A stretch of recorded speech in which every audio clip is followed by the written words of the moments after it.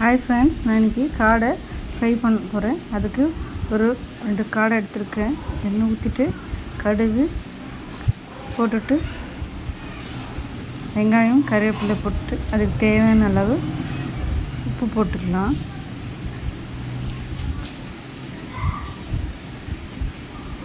உப்பு போட்டு நல்லா வதங்கணும். இஞ்சி பூண்டு பேஸ்ட்டு அது நல்லா ஃப்ரை ஆனதும் நம்ம காடையை கட் பண்ணி வச்சு கழுவிந்து போட்டுடலாம். போட்டுட்டு நல்லா வதக்கிடுங்க.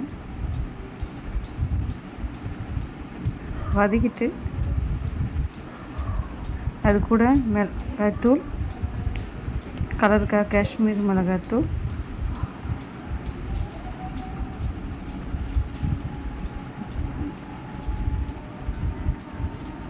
தனியாத்தூள், கரம் மசாலா, மஞ்சத்தூள்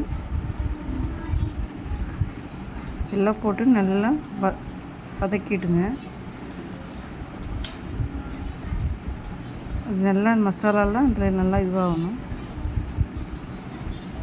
வதக்கிட்டு அதுக்கு தேவையான அளவு தண்ணி ஊற்றி கொஞ்சம் பெப்பர் போட்டுக்கோங்க.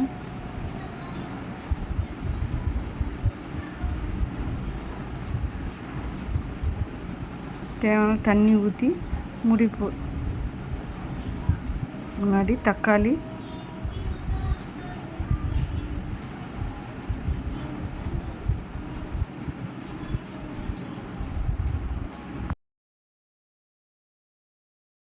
இப்போது தண்ணி ஊற்றிட்டு தேவையான தண்ணி வச்சுட்டு தக்காளி, தயிர் போட்டிங்கன்னா கொஞ்சம் நேரத்தில் வெந்துடும்.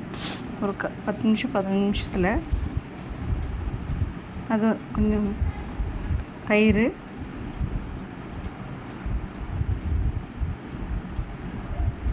அதை நல்லா கலந்துட்டு மூடி போட்டு ஒரு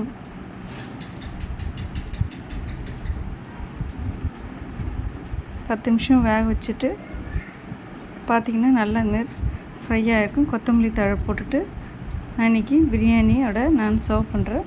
ட்ரை பண்ணி பாருங்கள். நீங்களும் எப்படி இருக்குதுன்ட்டு சொல்லுங்கள்.